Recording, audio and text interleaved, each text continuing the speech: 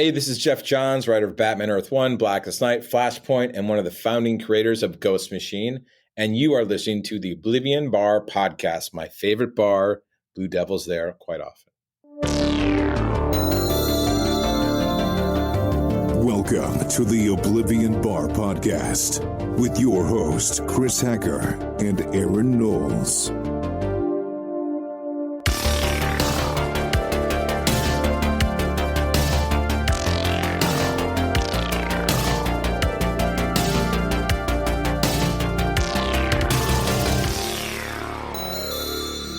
Hello, everyone, and welcome to episode 199 of the Oblivion Bar podcast.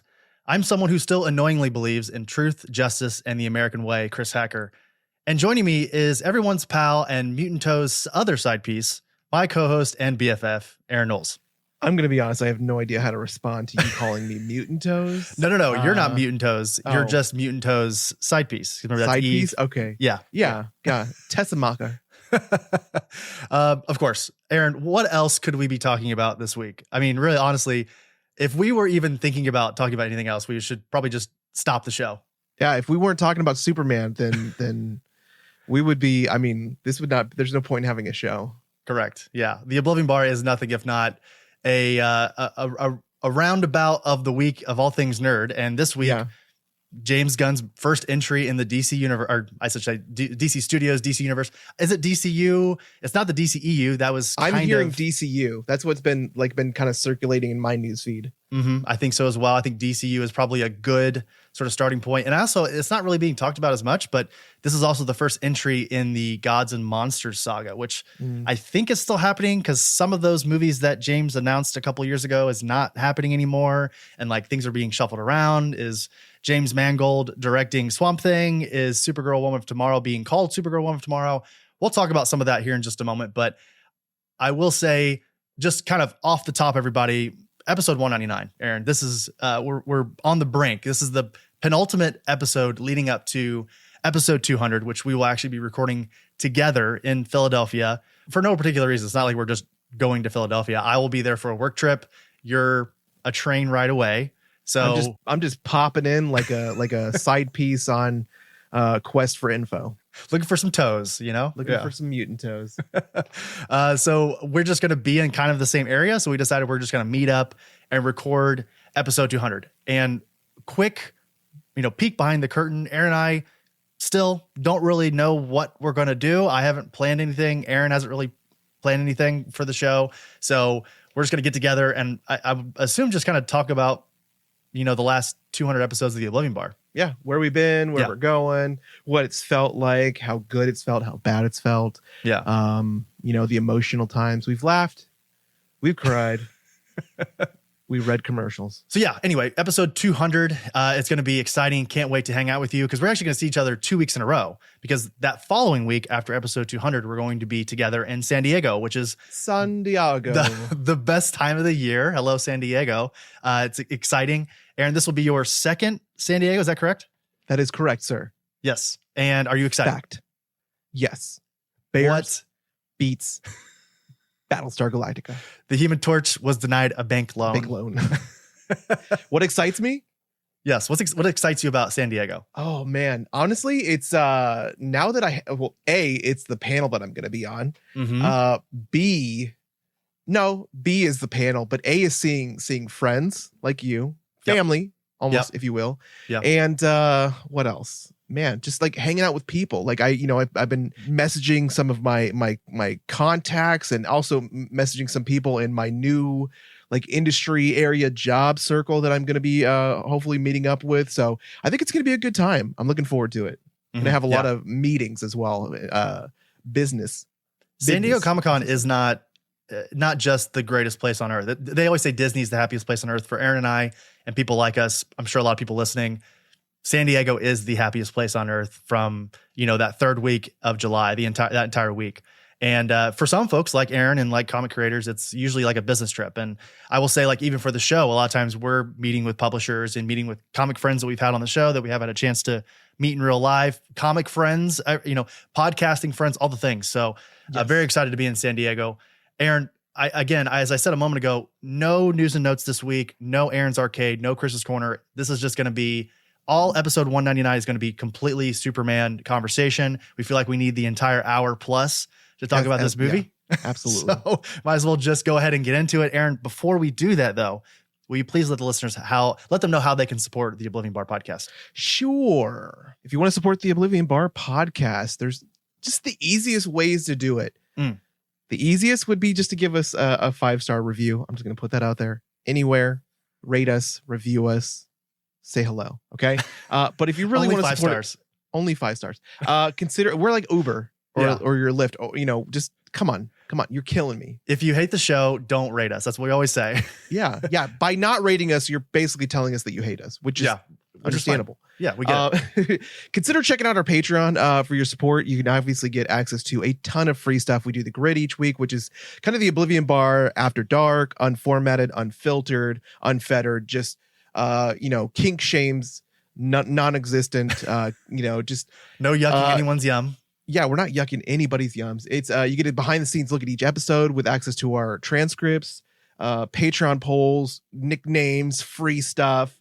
We like to give away exclusive goodies when we do like our panels, or like when we have the Oblivion Bar panels, we do stickers and we give those away. We do t-shirts for the cons, we give those away, comics, etc. So there's just a bunch of free stuff that you can get. You can also just give it a shot for free with a 7-day free trial period from Patreon. So go to patreon.com/Oblivion Bar Pod, or you can just check out the show, the link in the show notes, and all the info's there as well. So patreon.com/Oblivion Bar Pod, and become one of our programs. Yeah, it's a good time. We love it. Without further ado, Aaron, no more preamble. Let's go ahead and get into our conversation of Superman. This episode is brought to you by Endless Comics, Games, and Cards. Whether you are a dedicated Wednesday warrior or looking for the latest drop of TCG and sports cards, Endless Comics, Games, and Cards has you covered. While Endless is known for their large collection of both single-issue comics and library of graphic novels, not to mention their monthly comic book club, they also stay fully stocked with singles and sealed product for Magic the Gathering, Pokemon, Yu-Gi-Oh!, and many others. What's the best part? You can set up your pull list online at endlesscgc.com, and they will send your new books to you. So head on over to endlesscgc.com or check them out on social media at endlesscgc.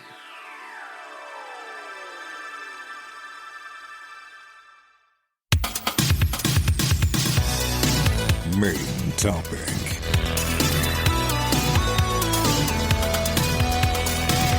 Alrighty, here we are talking about Superman, the first entry in the DC Studios DCU, James Gunn's first entry.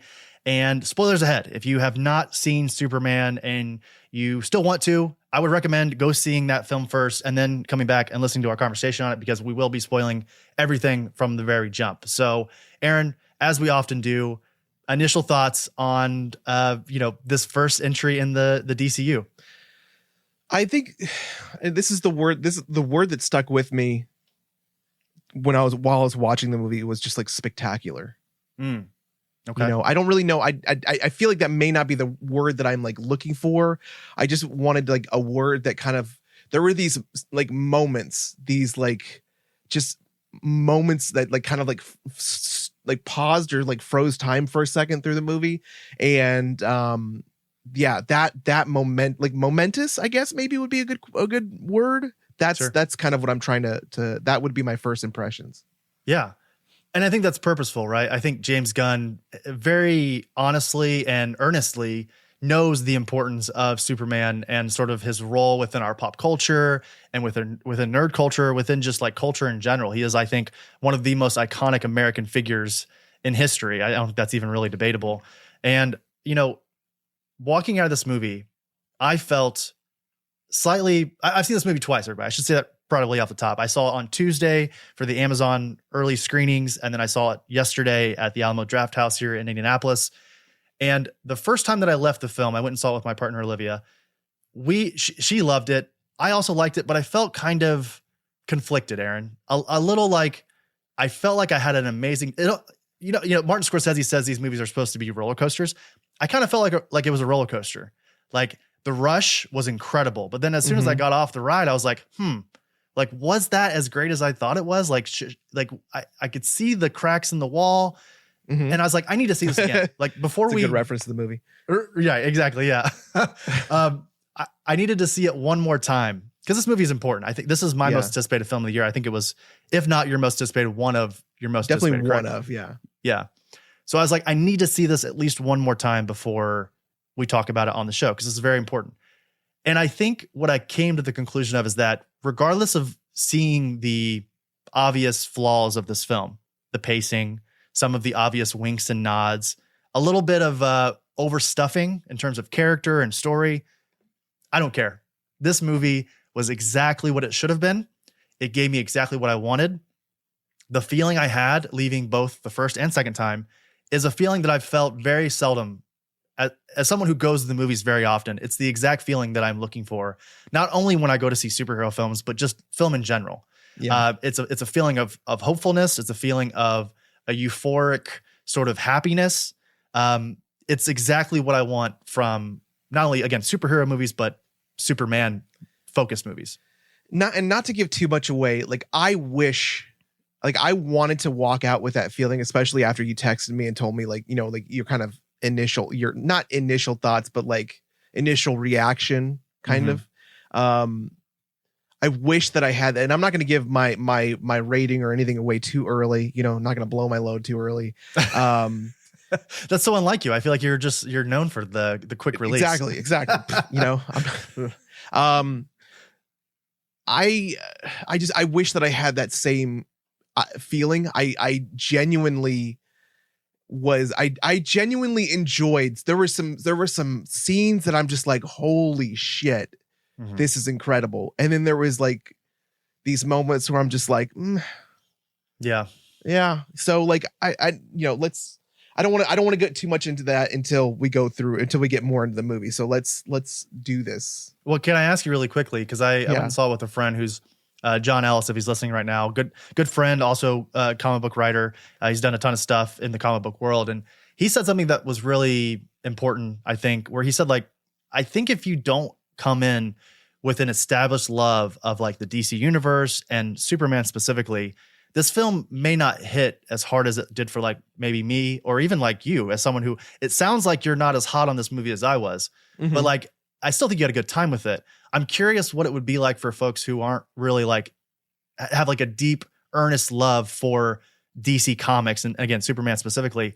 Well, go ahead. What were you going to say? Yeah. I'm so to go off of that, I feel like any normal moviegoer that is not as invested into the comic genre realm industry as you and I are, I feel like this is a movie that can definitely, it's exciting. It's action packed. It's emotional at times. It's definitely very approachable. Yeah. You know, in every aspect, like I don't think that any non-Superman like expert, I think that any non-Superman expert can go into this movie and be like, okay, I'm learning about the DC characters. Like there's nothing in here that says, you know, you better know something before you walk in here. There's nothing like that. I don't think, because this very much feels like a complete reboot of everything in the DCU. So, which I think is what it's supposed to feel like. And there's a little bit of, as we often say here on the show, a little bit of fart sniffing of like the Silver Age of DC universe. Like James Gunn is very, very aware of the winks and nods, the truth, justice, and American ways of it all, right? Like he is trying to almost like in big pink balloon letters in front of your face go, this is what makes Superman really cool. Like, yeah, he's a little hokey, you know, he's a little silly, he's a little hammy. He says, oh golly, at one point in this movie, you know, like he's going to save a squirrel is what we're saying, right? Like that's what's important about Superman. And we understand that in 2025, and this is part of the reason why I love this movie so much, is that I think we need to change the way we think about what is cool in 2025. And I think they did that. Yeah. I mean, at least they're starting the process, which again is something that the MCU has 2+ decades, you know, already built ahead of them, which we see much like, any democracy in history, eventually starts to kind of crumble a little bit towards what any may be major the power end. just slowly crumbles. Yeah, just slowly crumbles because they get too big for themselves and they start losing their way and they start losing their focus. And we see that with the MCU, but this feels like this, along with everything else that James Gunn is doing, feels very much like that pivot towards the right direction. Yeah, absolutely. The marketing's incredible too. I want to say I don't really have any part of that in this. I work in marketing. Aaron, I know you've done a little bit of that with your public affairs work in the Army, but like this doing a lot of it now. You're doing it now. Like this movie, this Superman movie is everywhere. Like, I don't know if it's maybe the algorithm. I don't think it is. I genuinely think that like Warner Brothers and DC Studios have been working their ass off with trying to promote this movie because it's important.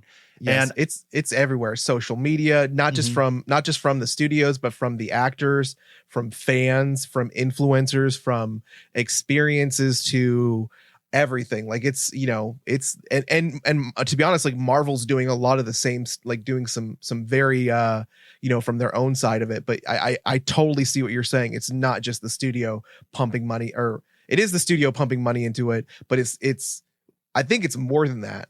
Yeah, they're also being creative with it. I think that I saw one video of it's like a cell phone it's like the Superman suit on like a stand, and there's a cell phone in like the belt, and it slowly slips into the trunks, the red trunks, and then it's got Nicholas Hoult, it looks like under a blanket going, "Hey, Superman releases today, you should go." It's like implying that Nicholas Hoult is in his underpants. Anyway, I'm saying like they understand the demographic. You know what I mean? Like they get it. Like Gen Z, if you really want to capture folks, you've got to make you got to make a footprint online. It's no longer release 2 trailers and then a movie is successful. You have to put the legwork in, guerrilla marketing style.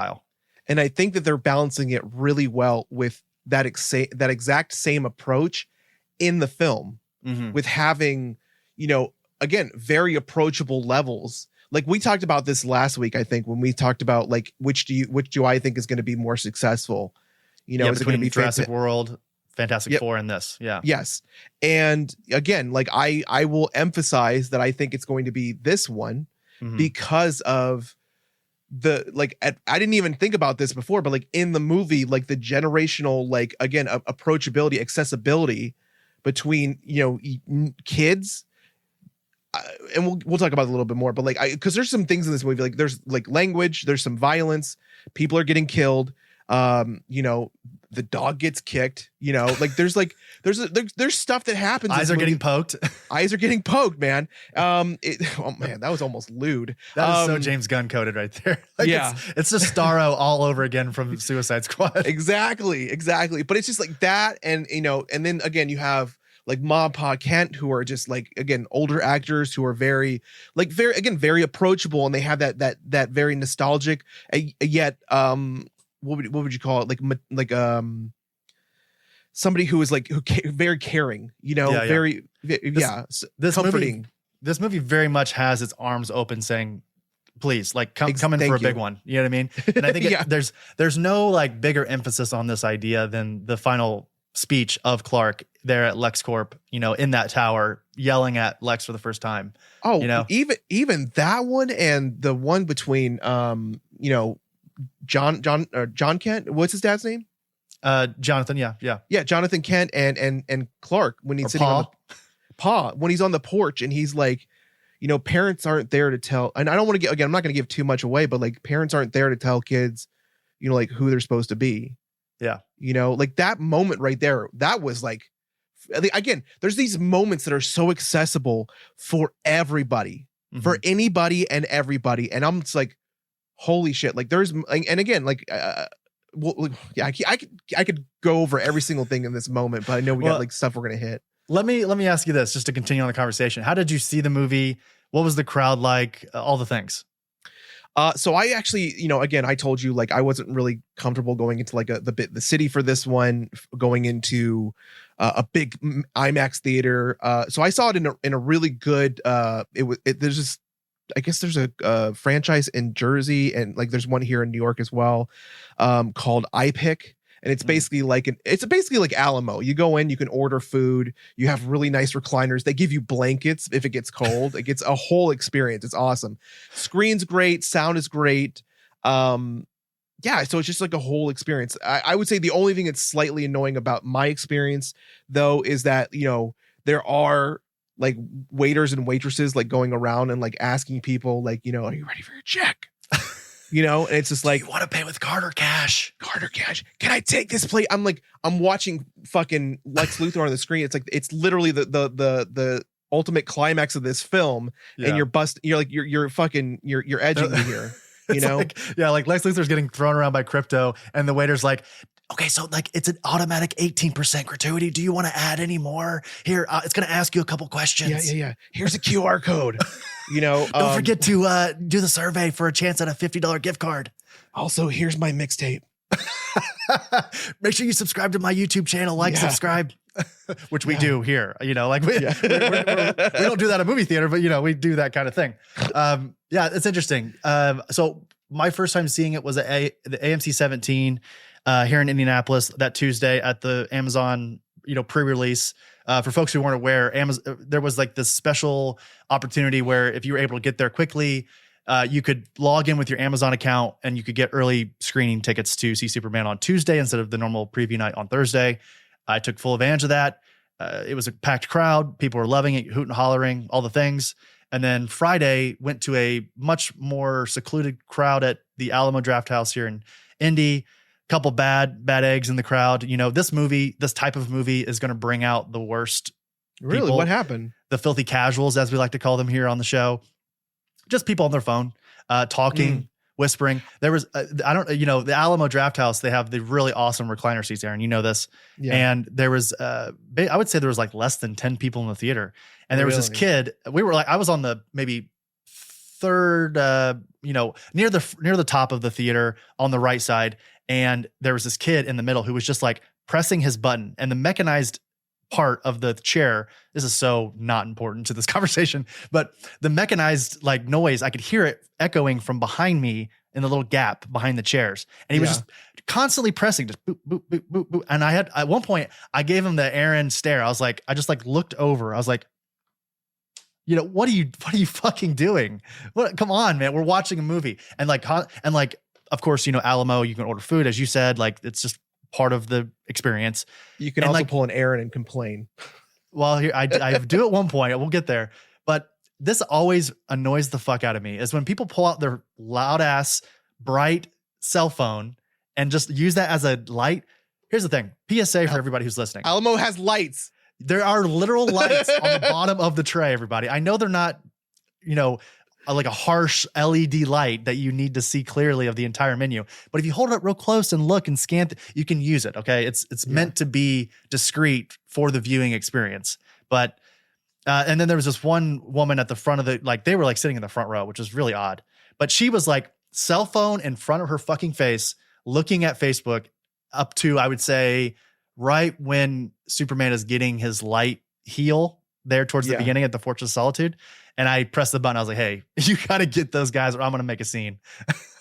You got to get those folks either out of here or tell them to put their phone down. And, you know, to their credit, they did eventually. So, man. So like, here's the thing.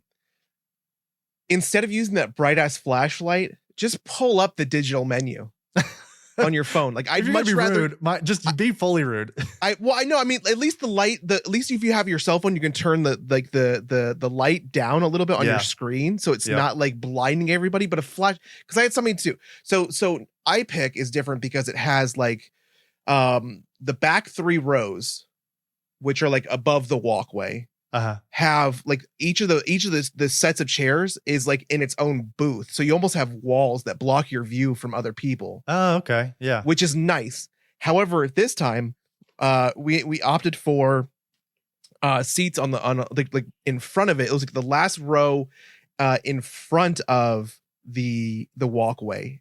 And these we didn't know, but they didn't have the little booth. So it's just like seat.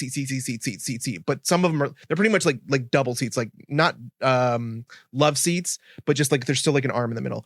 Sure. Somebody on the far side of me was using their flashlight to look and oh, Jesus Christ, was it bright. And then somebody kept having their like chime go off like every time they got a text. That's a like light. Okay, you're a big dick, but I will not like make a scene. If your phone is making noise, I will. There's like a flying elbow from the top rope coming your way in like a very, very near future. Chose the path of peace today. Totally zen, baby. I chose Superman 5 Quest for Peace. Yes. Yep. And so I didn't say anything, but I will say this. I gotta wipe my camera. There's dust on it. It's bothering me. I will say this. When the credits finally, like the mid-credit scene hit and it kind of gets a little bit quieter for a second, sure. I literally stood up and I turned around and I said, whoever's phone was chiming, you need to learn to turn that thing the fuck off.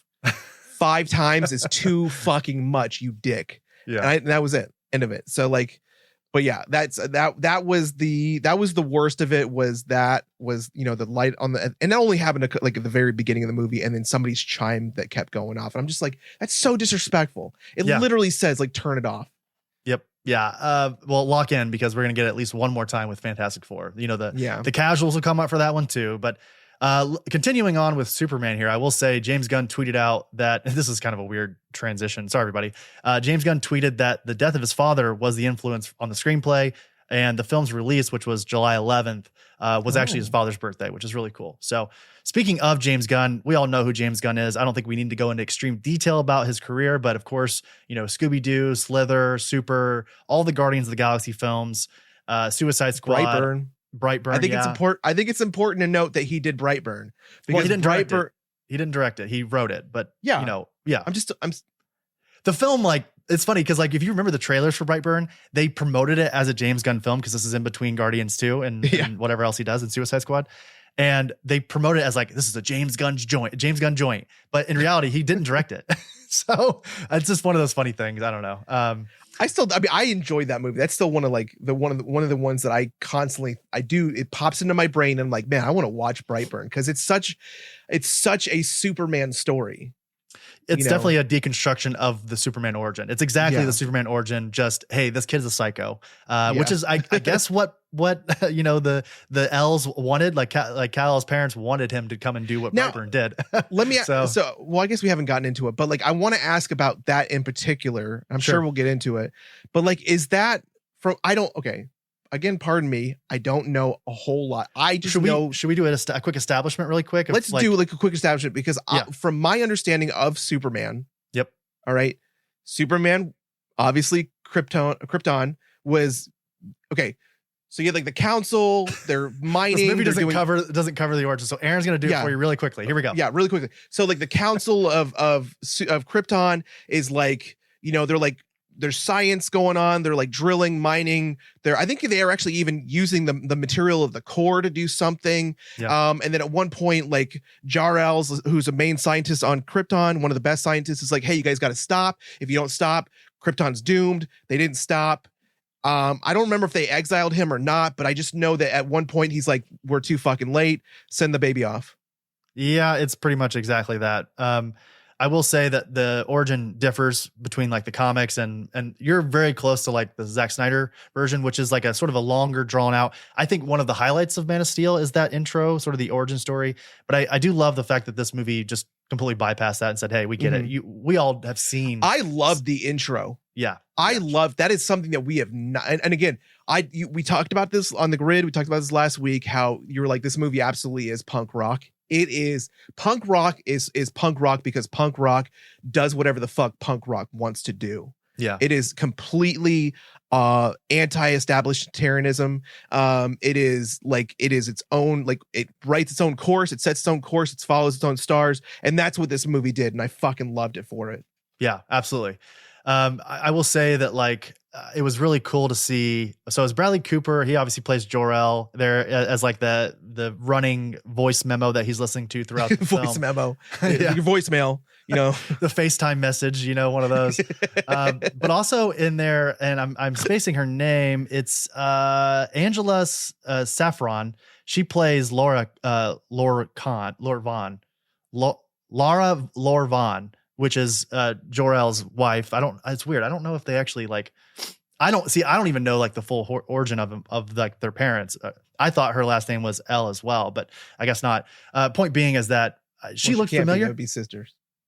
Or they'd be, Well, I'm saying, siblings. well, It's her maiden name. Laura Vaughn is her maiden name. well, yeah, but I thought L was going to be her like pseudo last name, but it's not. Vaughn is her last name. Von So L. they either weren't. Maybe they married out of hyphenated. wedlock. Kal-El's a bastard child. Just shotgun wedding. The last bastard of Krypton. Here's what I want to know. This is a brief segue, but I do want to know how Millie Alcock's Kara Zor-El, Supergirl, in the origin, her parents also ship her off to like look after Clark. Yeah. But in this, she looks like Millie looks significantly younger than Kal-El. Yeah. Like she's like early 20s. Yeah. So I'm just curious how they're going to sort of dance around that. But from what I understand in all the Superman lore is that she was sent with him, but the problem was that like her, because of explosions or there's some kind of like she took a longer route, didn't she, or something? She took a longer route, and she was like, and it because of like relative like time, like time dilation in space. Yeah, she is younger. She arrived years after. You might be correct on that. I think you're right on that. She does often appear or like is actually younger than Clark in most iterations, but she is technically older, which is interesting. I want to say really quickly, going back to James Gunn, let me ask you, Aaron, what, in terms of James Gunn's recent work, I think it's fair to say that this is a pretty good movie, but does this, and I know you're a big fan of the Guardians films, I think you like Suicide Squad. Where is this sort of laying within, and I'll even throw Scooby-Doo and Slither and Super in there if you want to, but like, where does this land in terms of like James Gunn's filmography? Is this something that you consider an upper echelon James Gunn film? Yeah. Yeah. I mean, it's definitely, I would have to like kind of rank Guardians of the Galaxy as kind of like their own like package deal. Sure. But I would say that like Superman, so I would say like Guardians of the Galaxy would be like number one. It still kind of is like the best for me because 1 through 3, 2 is meh. 1 and 3 to me were really amazing, emotional, all that stuff. And then I would say below that is Superman. Yep. And then right below that is like Suicide Squad. Sure. The Suicide Squad. Yeah. Yeah, I agree. I will, my only differ is that I think Guardians 1 is the perfect MCU film. It's like, it's safe in all the right ways, but it's more, again, punk rock. That's what James Gunn does really well, is he integrates a lot of his own personal taste and his friends. And like, I feel like he just is like the best person to work with, or one of the best people to work with in Hollywood. He gets emotion. Like all of his films have an emotional through line that is very resonant. And like, it's always like found family and, blood, water's thicker than blood and all these things. Like no one is unredeemable. It's bad people doing good things. It's good people doing bad things. Like it's all very nuanced. And he's a human being. James Gunn is an absolute like human being who is not a terrible person, who has not been in like just overwhelmed by all the money and all the fame and all the glory. And he is doing it like as a fan and as a person. And one thing is absolutely clear. He is a pet lover. Yeah, he definitely is. Yeah. Speaking of which, go ahead and talk about Ozu.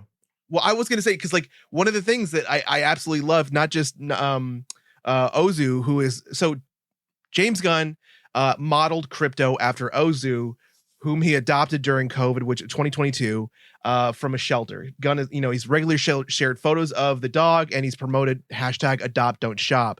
And from what I understand, he actually like what do you call it? Like dot, what's that dot thing? Like he basically used, like Ozu was Krypto in like a dot, whatever, those little, in like every sense of the word CGI outside thing. of the look. Like Ozu has like sort of a dirty blonde black look to him, but like the ear bend, the overall size of the dog. I don't know what Ozu actually is in terms of breed, but like it is Krypto, except for Krypto wears a cape and is white.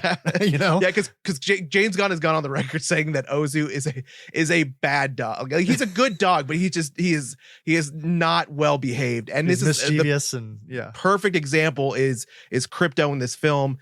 Some of the most sweet scenes are with Krypto. Some of the hardest scenes to watch are with Krypto. But for the reason of him doing all this stuff with animals, at one point in 2023, Pete actually declared James Gunn as being like their person of the year. And again, Ozu served as the redesign for pretty much all of Krypto. The interesting thing also is like I knew watching this film that James Gunn is like a animal person, a pet person, because very few movies have you ever seen so many shots of people like rescuing their pets in a time of emergency. Like you got an old lady getting on a bus with like her turtles in a little plastic container. Some, ladies carrying her cat, and some guy is, got his dog. So it's like, you could tell that, just by those small little details that he gives a shit about animals. I think this has been maybe James Gunn's central pillar of his career. I mean, again, you go back to Scooby-Doo, who is like treated as a normal character in that movie. You've got obviously Rocket Raccoon, although often called a pet or a panda, a trash panda. He is like seen as a normal human. And I think Guardians of the Galaxy Volume 3 is the perfect sort of ensemble of that idea. Like, real kick in the heart, like type of movie. But and then of course like Suicide Squad, Ratcatcher, a great example of someone who is just an absolute animal lover.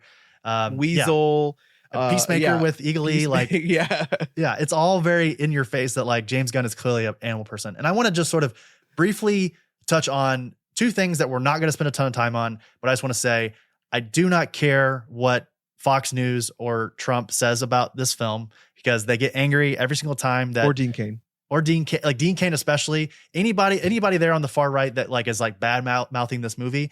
First of all, you've never read a Superman comic in your life. Secondly, you only talk about this shit when it's like performative and part of your agenda. And then also, I will say that like James Gunn in the 2012s, of course, like most folks on the internet, was sort of an edgelord, would say crazy shit to get likes, and that's and it's hard. We all went through that. Yeah, it's hard to like think back to the internet at that time, like on like Facebook and Twitter, where like this shit was so normal to just go off and say some half-cocked, terrible shit on the internet.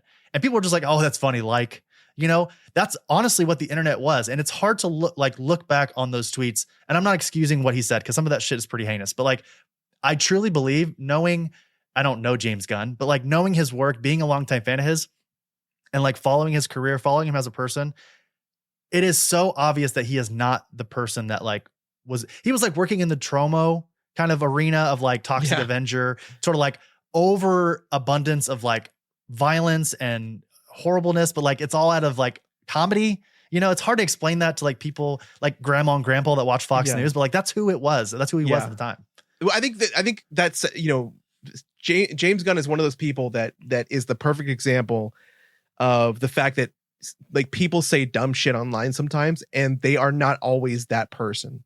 Right. Like it is like there's some things that you can't, like there's some things that like when you're younger, you just say like you say dumb shit, and it's like if you put it out in the world, like that's probably something like a racist child would say, or like, and you might still be racist. It's like stuff that we have to really think about. But like just saying dumb shit, like there's like, I'll be honest, when I was like really young and I first started learning about the internet, I made a website that was called I Hate Canada.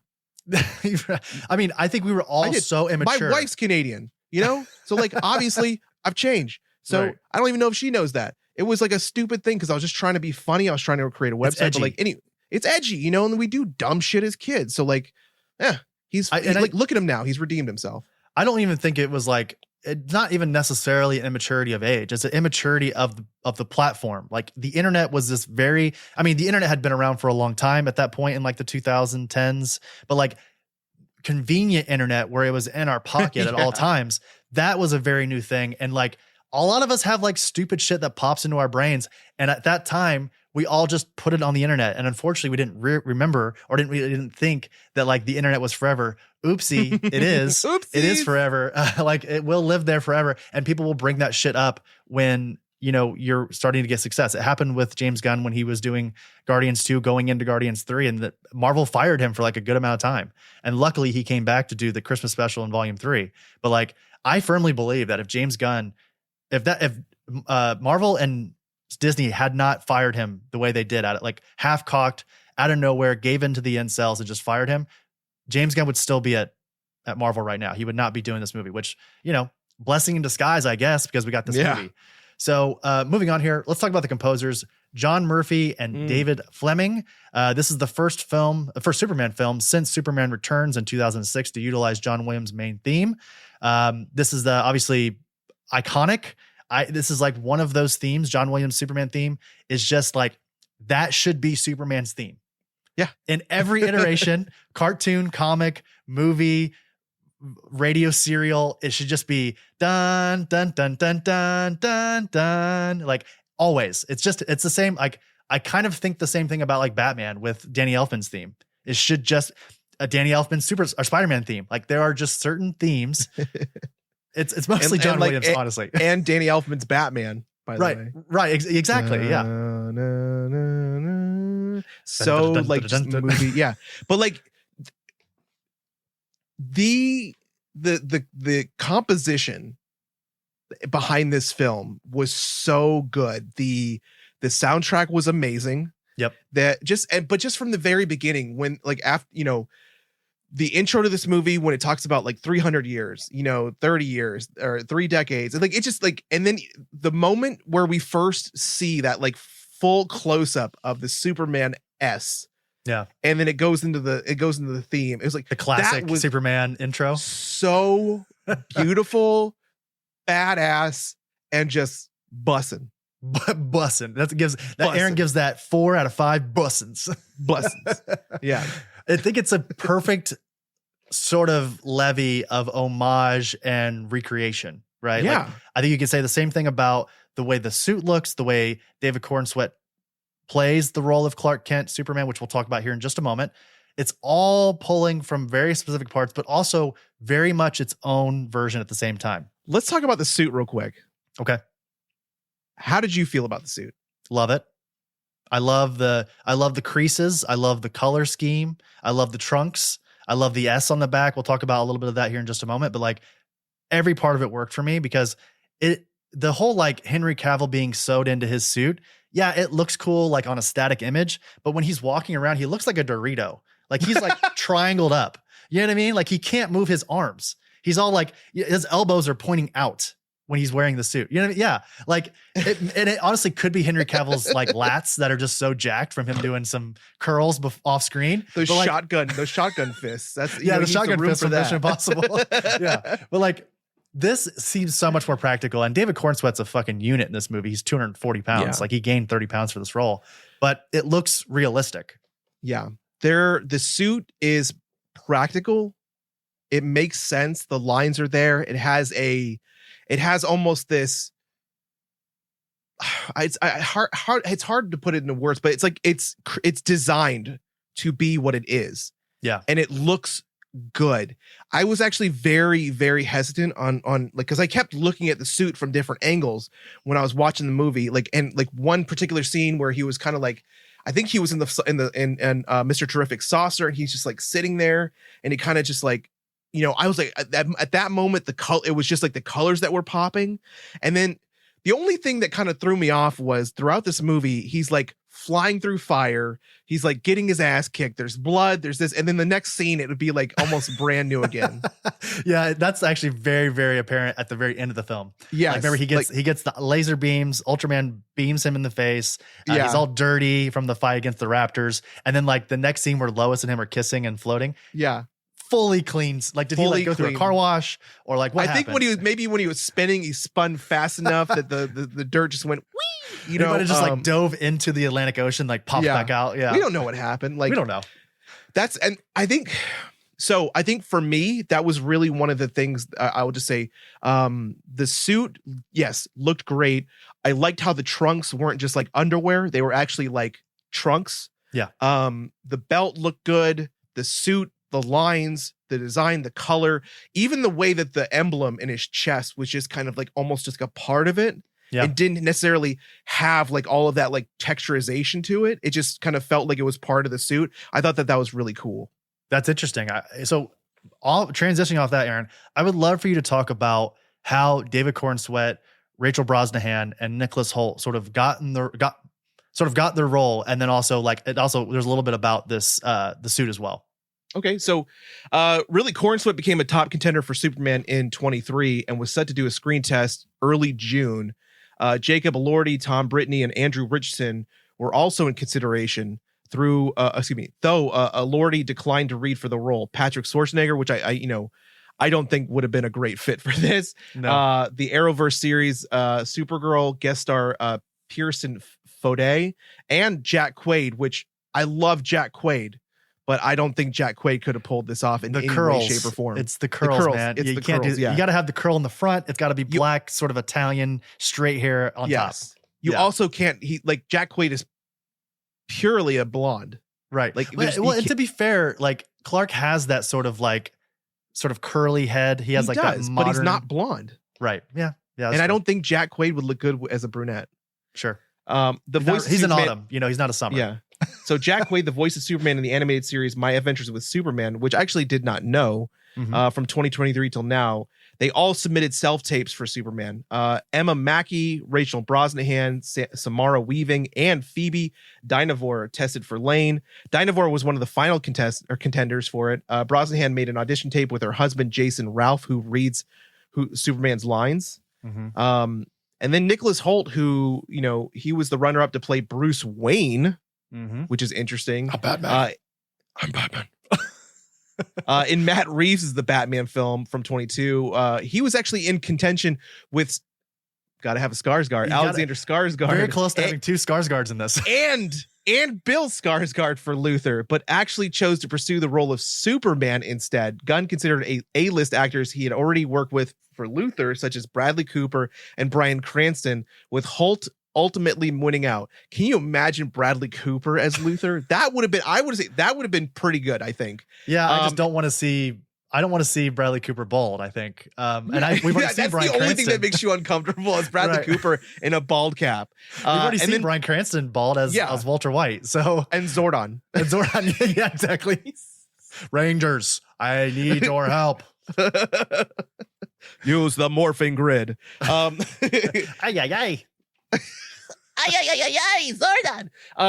The Superman crest is actually based on Alex Ross's original design, which is amazing because I think Alex Ross does some of the best Superman work. It basically from his original design from Kingdom Come, which Chris, you love Kingdom Come. I do. You also love those separately, but filled with yellow instead of black. The design was previously featured on the Crisis on Infinite Earths crossover with Brandon Routh reprising his role from Superman Returns. The new cinematic glyph also sports a yellow border reminiscent of Superman's 30s and 40s era appearances, according to James Gunn. The costume is made out of real texture rather than inks. So there you go. There's the answer for that S and why it looks so much like it should be included in the suit the way it is. I also love that this is also the first Superman movie since Superman 4. I was wrong. It's Superman 4, The Quest for Peace, from 87. People have already left their comment, Aaron. They've already said, Superman 4, you idiot. Damn, you're such an idiot. In which Superman sports a yellow S symbol on the back of his cape. Yeah. All right, let's talk about the budget. $225 million, pretty standard superhero stuff there. That's your modern blockbuster. Aaron, it's 175 to 225 in that range. Disney, Marvel, DC. That's the basic range. Box office. Let's talk about the box office. And I know, Aaron, you generally don't care about this, but I think it's interesting because, again, as we said, this movie is competing with Jurassic World, Rebirth, Fantastic Four, First Steps, F1. Generally, I don't necessarily care about this only because I don't care about what a movie makes. But in this case, as we've discussed over the last few episodes with our own internal competition between major side bet for this and Fantastic Four and, like you said, Jurassic World. So it does I am invested. Sure. And I just sort to reiterate, Aaron believes that it's going to go Superman, Fantastic Four, Jurassic Park.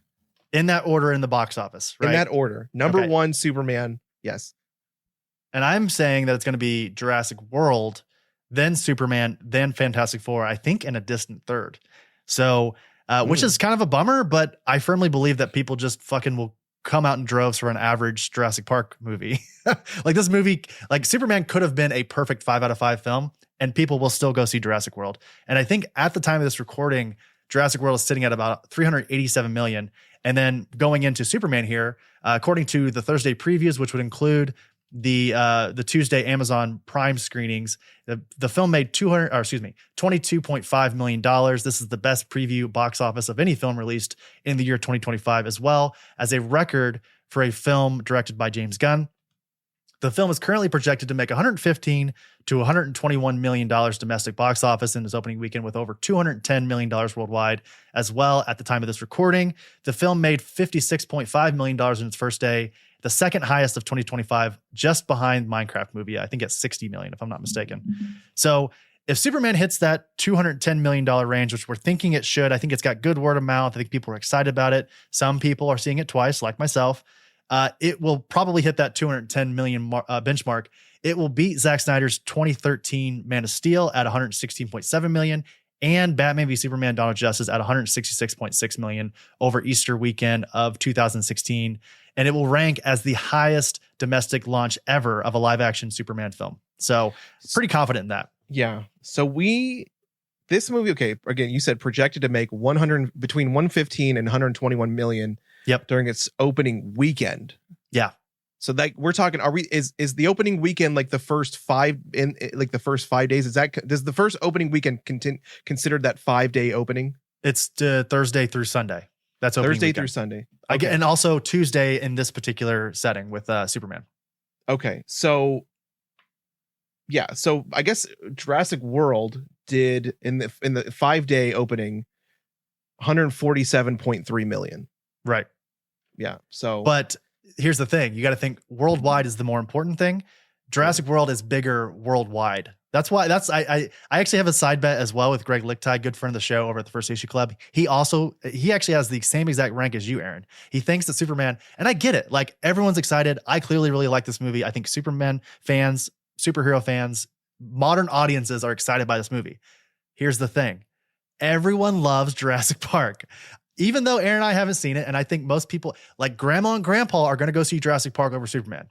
That's just the way it is. Unfortunately, even though that movie, from what I understand, is pretty average, dinosaurs killing humans is more interesting than The Man of Tomorrow. Let's just wait and see. We're going to wait. And here's the thing, like Superman could very well gain momentum. Like it could do a Sinners and it could like have a bigger second weekend than it did its first. But like that's extremely rare. Sinners is like one of the only movies to ever do that, to where the second week is, higher than the first week. You know why? Why? Because the Coog. Because the Coog, man. The Coog, man. Fucking Coog. Oh man, I'm telling you. But like Jurassic Park did fall off in its second weekend because it was still playing this week during Superman, and obviously Superman finished first. So we'll know a lot more going into like the end of the month, like around San Diego Comic-Con. We'll check back. And then I like genuinely, I don't think Fantastic Four is even going to be in the running. Like I'm excited for it. Aaron, I think you're excited for it. I think most folks listening to this conversation is excited for Fantastic Four. The MCU does not have enough goodwill at the moment to do Superman / Jurassic World numbers. It's just not going to happen. So Aaron, let's talk about it's going to be lucky if it does better than Thunderbolts. Yeah. I think that if it hits $500 million, that is a huge win for the MCU. And that's like really sad because this is like, let's just make profitability here. Can we please be profitable? Yeah. Can we do our, again, double the budget? It's times 2 the budget, right? In these movies, again, $200 million, and with some marketing in there, $500 million, you're making your money back at the minimum. So, Aaron, let's talk about the cast here. And man, is this a good cast? Yes. All right. David Cornsweet. Our Big Blue, my boy, Clark. That's my baby Clark Blue. Kent, Superman. Rachel Brosnahan is Lois Lane. You might know her from The Marvelous Miss Maisel. Yes. Nicholas Hoult as Lex Luthor, aka First Class Beast. You also may know him as Renfield. Oh yeah, and Renfield. Yes. That's things that fall off my brain. Yeah. Edie Gathegi. I feel like that's how I'm supposed to say it. Eddie? That's right. Good job. Okay. Yeah. Edie Gathegi. As Michael Holt, Mr. Say that Terrific. 5 times fast. Edie Gathegi, Edie Gathegi, Edie Gathegi, Edie Gathegi, Edie Gathegi. Good job. Thanks. Can we just say how awesome he was as Mr. Terrific?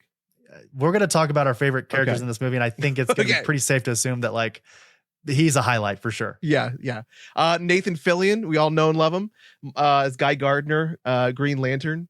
Isabella Merced as Kendra Saunders, Hot Girl. The whole fucking movie.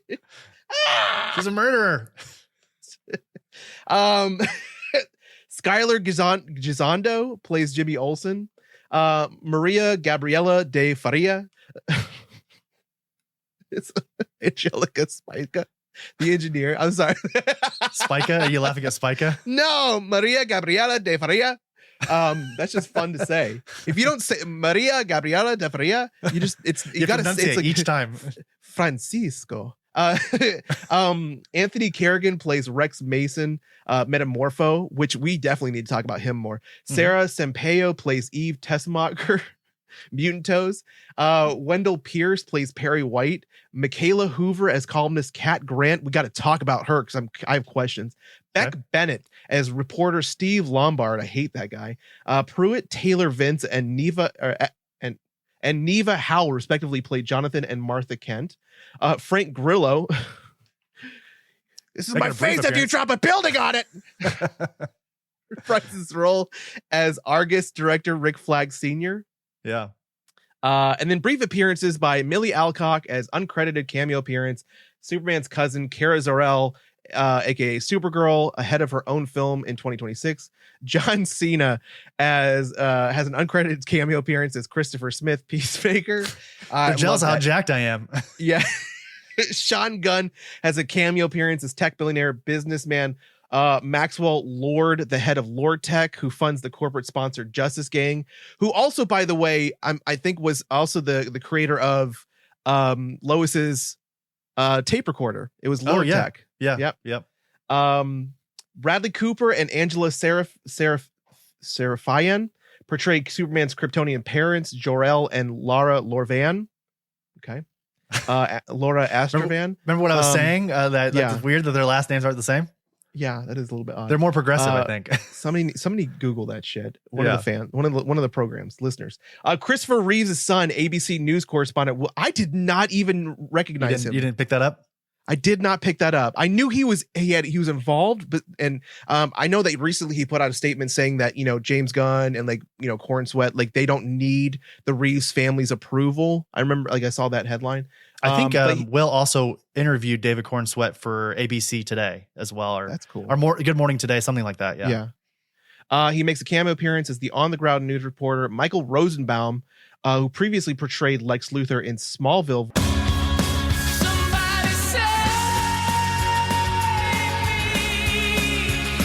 Voices one of Luthor's Raptor guards. Missed that completely. That's incredible. I love that. So Corn Sweat real quick before we get into all that, I'm just curious, what was your question about Metamorpho? Okay. Do you want to know who Baby Jacob is, or Baby Joey, excuse me? That's yes, answer that question. Okay. So Baby Joey, Joseph Mason, is the son of Metamorpho and Sapphire Stagg.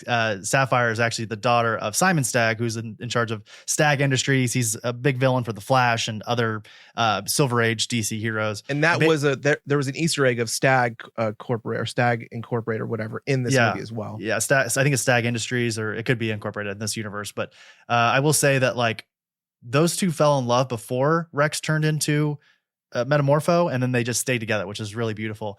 And then they had whenever Sapphire got pregnant, she gave birth to Joey, and he came out looking the way he does.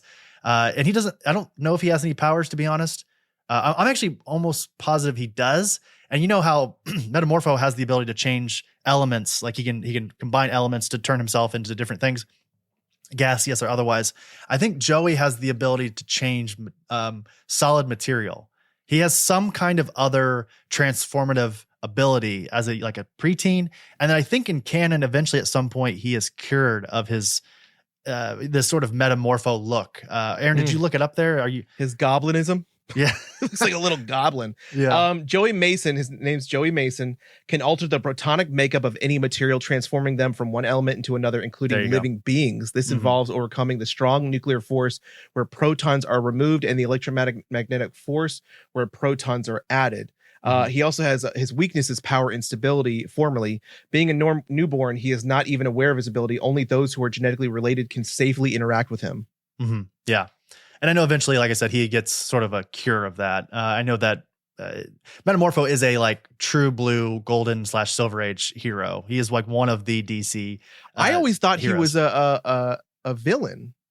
Well, it's interesting because in the animated series, he plays a very similar role as this movie, where he starts off as sort of like a hire, like a fist for hire, to sort of make money in order to get Sapphire and himself out of whatever city they're from. I'm spacing it off the top of my head now, but he eventually sort of comes to grips and is like, hey, I can actually be a hero. And then he I know he joins like Justice League International. He's part of the Outsiders at one point. I think he's a founding member, if I'm not mistaken. Like, he's a really cool character, and he's sort of like a what's a good comparison? I wanted to say Ben Grimm type, where he's like just sort of ashamed of his ailments, but in reality, he's more than he gives himself credit for. Regardless, because here's the thing, we live in a day and age now where heroes and villains are constantly being rewritten to be the opposite. And I think that regardless of where I saw him, I loved his character. I absolutely loved his character. The emotion that he evoked when he was like in this movie, just the scenes, like, I feel like he really stole the scenes that he was in. And he did an amazing job. And yes, you're right. I looked it up, and Joey is eventually cured of his goblinism. The other one was Kat Grant. Yeah. What's your question? She's just a columnist at the Daily Planet. She's sort of just a side character in most of the Superman mythos, but I think she's going to be a fan favorite going forward, mostly because of what's her name? What? Oh, what? No, because of why am I spacing her name? Michaela Hoover, who actually voices the rabbit in Guardians of the Galaxy Volume 3 as well. Let's see if there's anybody else that I had questions about. I want to just make sure I get them out of the way. We also know, like, the engineer. So Maria Gabriela de Freya will be in the Authority film, obviously. It's supposed to happen. Like, supposed to happen. We'll see. Can I give you a quick theory, Aaron, while you're thinking of a question?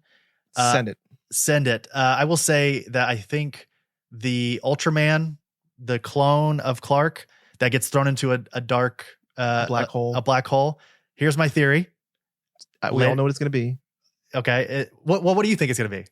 I think he's going to come back as Bizarro. Okay, perfect. Yeah, that's exactly what I was going to say. It's almost like it's got to happen, right? Like, I have a feeling that version of David Cornsweat's Bizarro is going to end up being the bad guy in Supergirl, and he's going to look all jacked up, and Lobo and Supergirl are going to have to team up to take him out.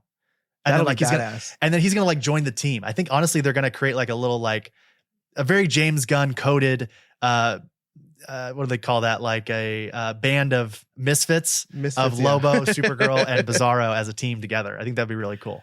That would be a fun, like almost, that's the Justice Gang. Yeah.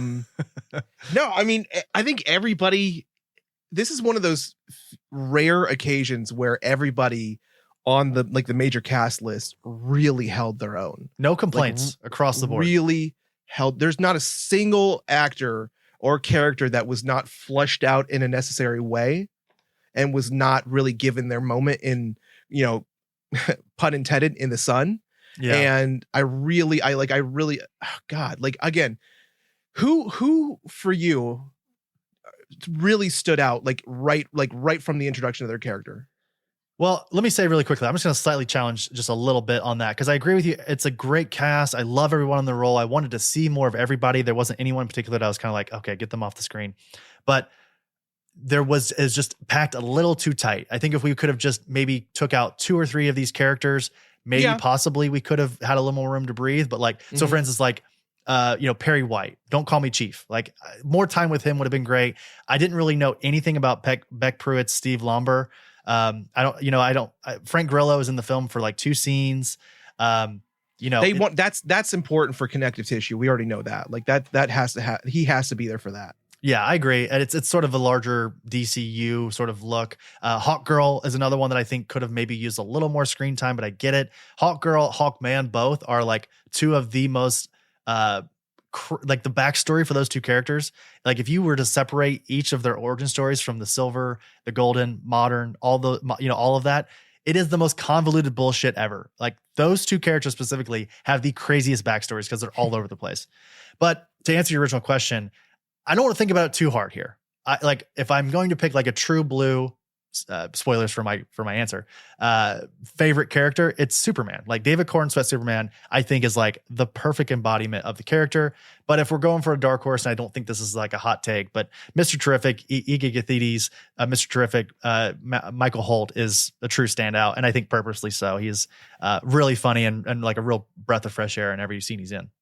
I just did a quick again, this is so interesting because again, I love the idea of what James Gunn is doing in this sandbox already. Mm-hmm. So I just did a quick Google search on Steve Lombard and his character, like the character of Steve Lombard. And apparently he is one of the only characters that was really just consistently him, but also consistently in almost every Superman scripter's like writing. Oh, sure. Like multiple versions of the script. Yeah, well, no, I'm saying like just comics in general, like throughout Superman history. Like Lana Lang constantly changed like kind of her character, her characteristics, things like that. But Steve Lombard apparently has been just consistently in this, and also one of Clark Kent's like one of his best friends. Yeah, yeah. So definitely an interesting. Again, that is a kind of like giving James Gunn the flowers for really just doing his homework and really including characters that mean something, not just Jimmy Olsen, not just Lois Lane, people like Steve Lombard and Cat Grant and all that, like really giving a shit about who is appearing by name in this film. So I do hear what you're saying, but at the same time, I think that is something really incredible that James Gunn chose to do. Mm-hmm. Well, let me flip the question on you. Who was your standout for this movie? Besides Krypto, because I think we all fully get that like Krypto is awesome. I mean, honestly, I really got to say it was either between Mr. Terrific, and I mean, that's a very difficult question because honestly, I had my doubts about Cornsweet, and he killed it. He is an incredible actor. Mm-hmm. Like he killed it as both Clark Kent and Superman. Those moments, I read somewhere that this moment was really about the kind of like that.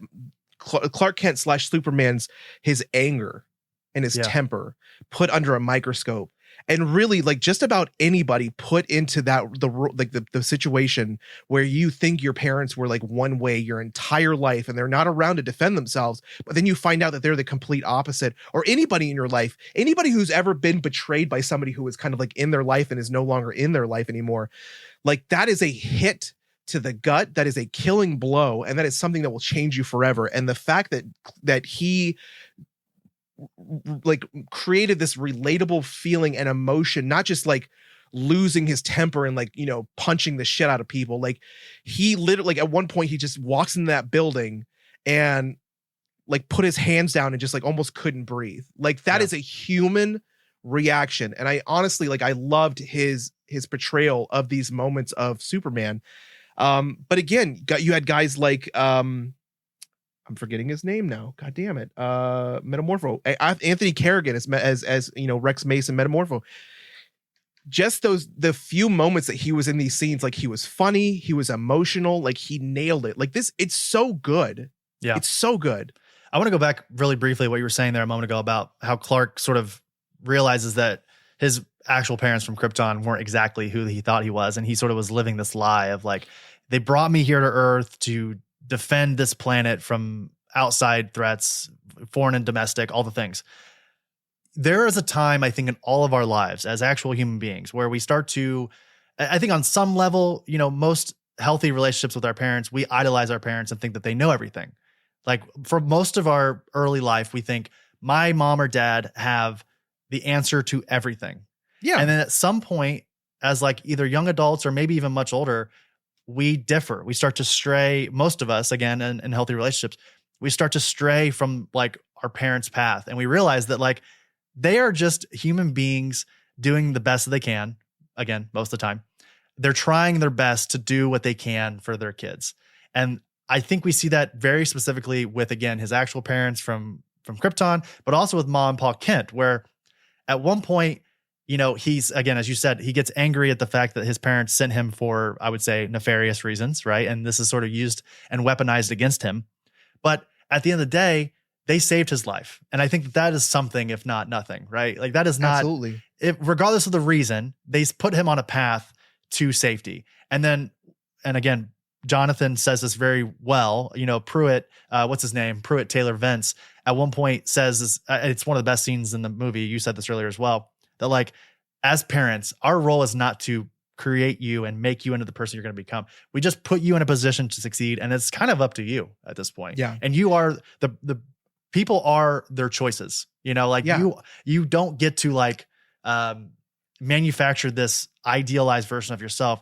You are with your actions. And, I think that best exemplifies Superman. I want to watch this movie simply because I want to watch that conversation between Clark Kent sure and Pa Kent. Yeah.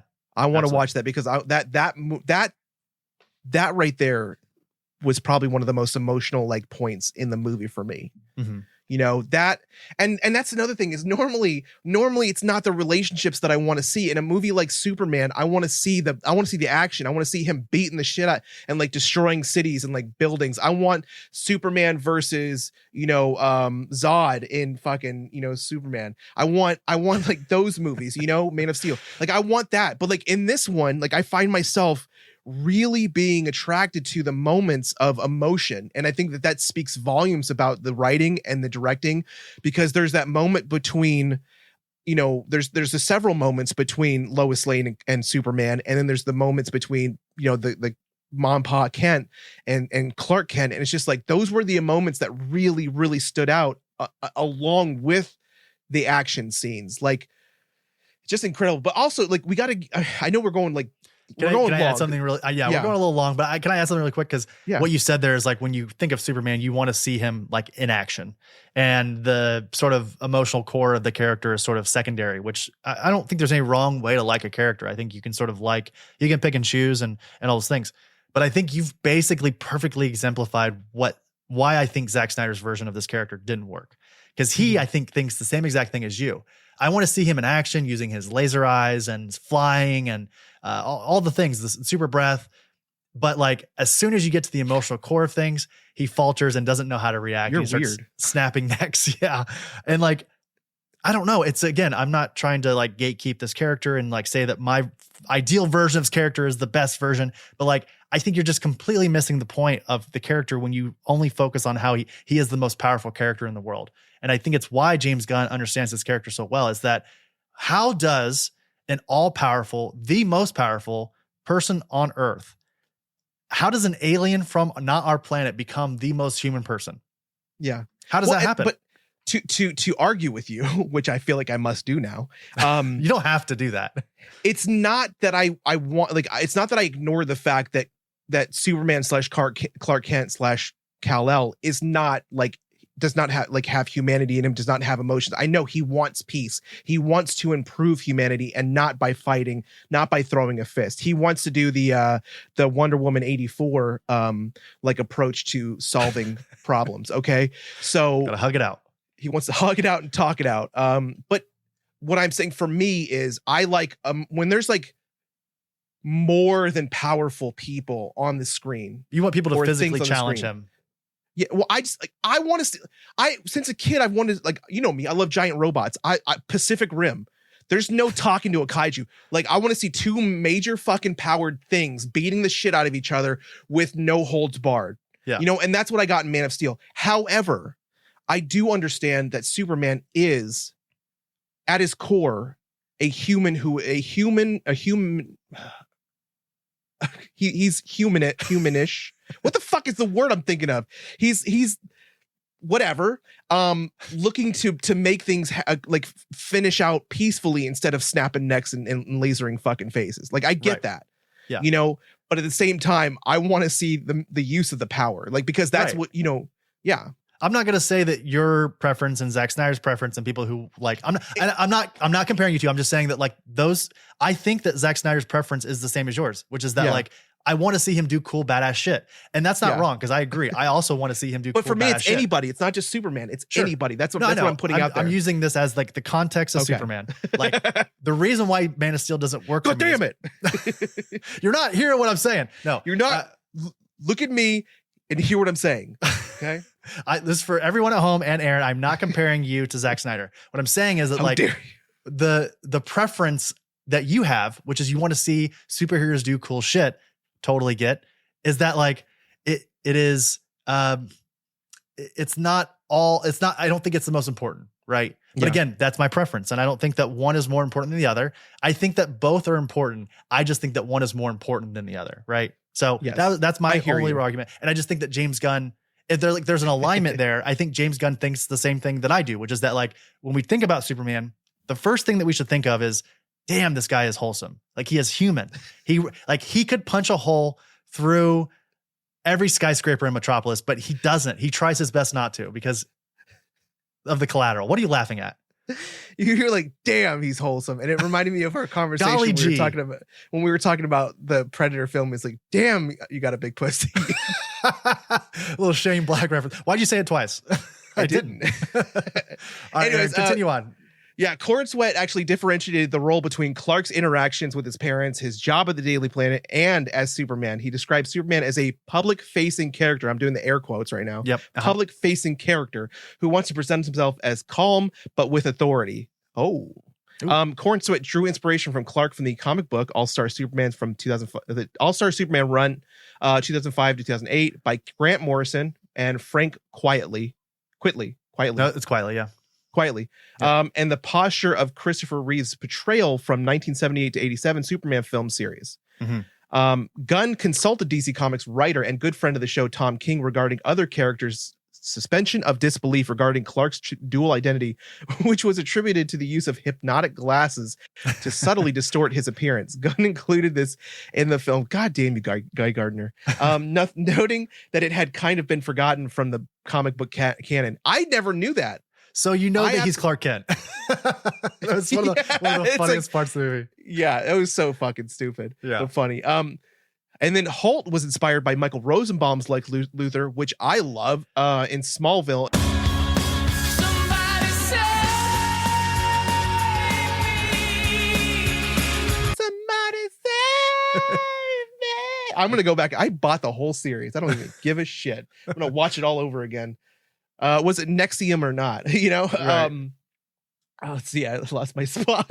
Lex Luthor. Oh, and by billionaire Steve Jobs for Lex Luthor's uniform, choosing to work out for the role based on the depiction of Luthor on All-Star Superman. His son Joaquin shaved Holt's head in preparation for the role. Damn.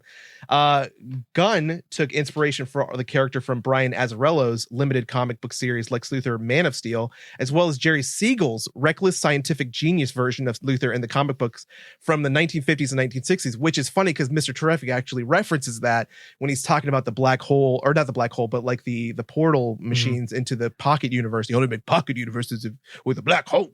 It sounds like Shaft. Finally, Nathan Fillion drew inspiration for Gardner, speaking his mind with no filter from Estelle Getty's Sophia Petrillo from the sitcom The Golden Girls. That is like, of all the references that everybody took, leave it to Nathan Fillion to fucking reference The Golden Girls, man. Fillion referred back to the character's origin story in which Gardner was hit by a bus and in a coma as what flipped the switch for his personality, making him off a little bit. Real quick, I just want to say, like, Guy Gardner is the biggest dick in the DC universe. He is everyone's little brother. He is just this hothead, just react first and ask questions later. And Nathan Fillion should be against your oath. Yeah, I would have you believe that the 346 women would disagree. I still don't know what he's referencing there, but I think he's meeting his matches on maybe he's on a dating website or something. Yeah. Or maybe the amount of women he slept with. Sure. Yeah. So this marks the 7th time that Fillion has appeared in a film directed by James Gunn, continuing the tradition of the actor making an appearance in every one of Gunn's films, owing to the pair's longtime friendship. I want to be Nathan Fillion's friend. Yeah. That's it. I think it's like those two with like, Alan Tudyk and Tim Gunn, maybe Sean Gunn as well is in there probably somewhere. What's Tim Gunn? Who's Tim Gunn? Oh my God, Chris, make it work. The fashion icon. Oh, Tim Gunn. Never mind. Okay. Never mind. I don't know who that is. I want a movie called The Three Guns, and it's Sean Gunn, Tim Gunn, and James Gunn. All right, we're gonna quick hit a couple fun facts before we close out of the conversation here.